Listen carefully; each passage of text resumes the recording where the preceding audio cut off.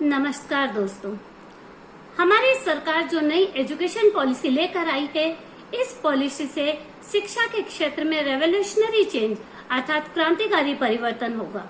इसे एक holistic development के रूप में देखा जा सकता है।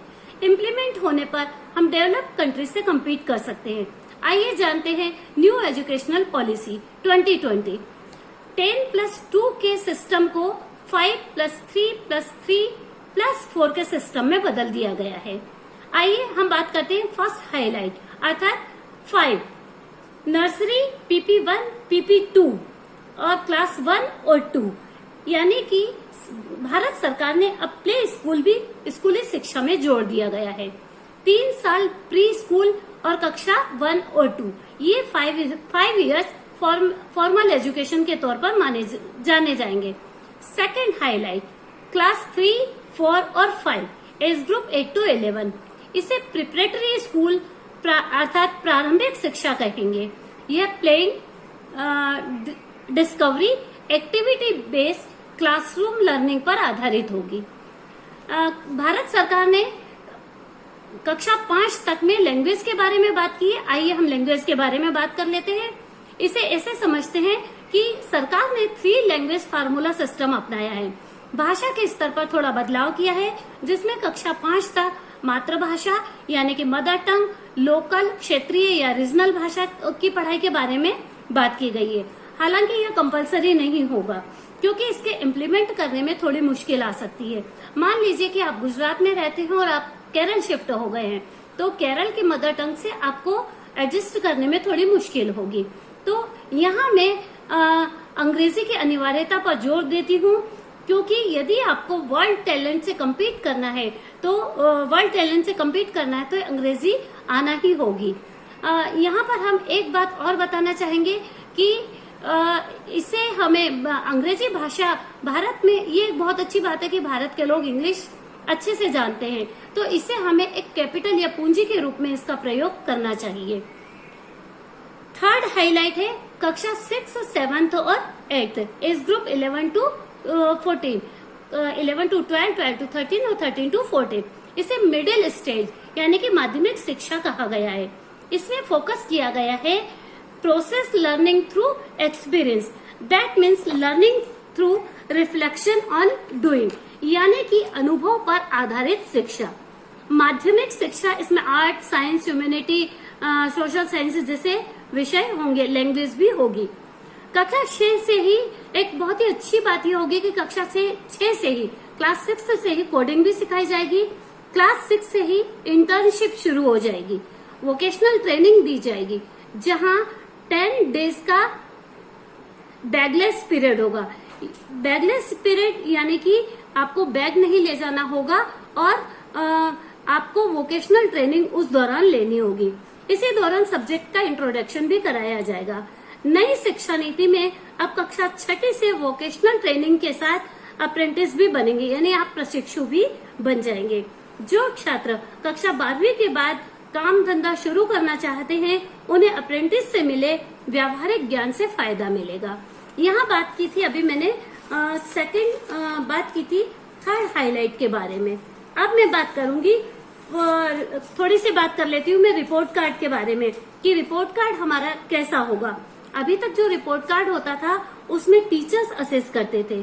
अब टीचर, स्टूडेंट और क्लासमेट के हिसाब रिपोर्ट कार्ड जो हमारी क्रिटिकल थिंकिंग होगी उसको असेस करेंगे, यानी कि खुद से सोचना, खुद के निर्णय को स्वयं नंबर देना।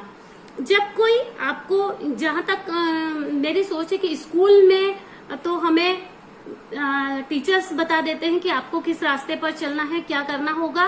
कॉलेज एजुकेशन में भी कहीं ना कहीं आपको गाइडलाइन मिल जाती है, लेकिन जो व्यावहारिक जीवन में जब बच्चा उतरता है तो उसे किसी भी तरह की गाइडलाइन नहीं मिलती है और ना ही वहां कोई बताने वाला होता है।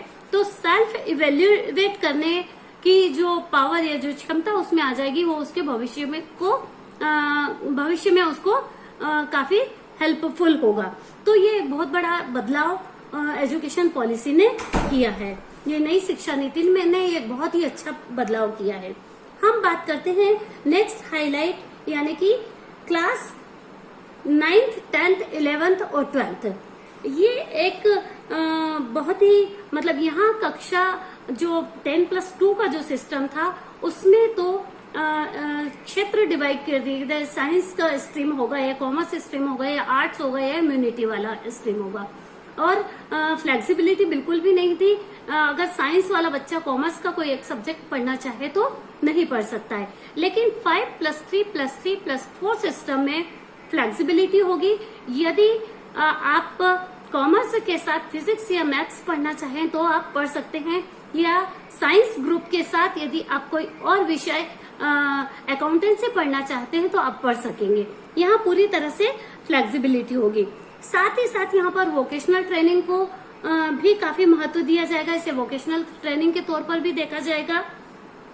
ये मल्टीडिसिप्लिनरी यानी कि बहु अनुशासनात्मक स्किल पर आधारित होगा। जैसे कि फायर फाइटर है, सुपर मार्केट में काम करने वाले, प्लम्बिंग है, गार्डनिंग है, कारपेंटरिंग करने वाले हैं, सेलिंग है, ड्राइविंग करने वाले हैं, वेल्डिंग करने वाले, इलेक्ट्रीशियन, इन सब को वोकेशनल ट्रेनिंग के तौर पर देखा जाए। हालांकि एक बात मैं यहाँ बता देना चाहती हूँ कि हमारे भारत में जो भी ये काम करता है उसे थोड़ा निम्न दृष्टि से देखा जाता है, उन्हें कम पढ़ा लिखा माना जाता है। लेकिन फॉरेन में या विदेशों में किसी भी काम को कम सम्मान की दृष्टि से नहीं देखा जाता है। तो यहाँ पर थोड़ा सा हमें माइंडसेट बदलना होगा, हमें अपनी मानसिकता को चेंज करना होगा कि जो इस तरह की ट्रेनिंग लेते हैं वो कम पढ़े लिखे होते हैं। तो आगे बात करते हैं हम थोड़ा बोर्ड एग्जाम के बारे में।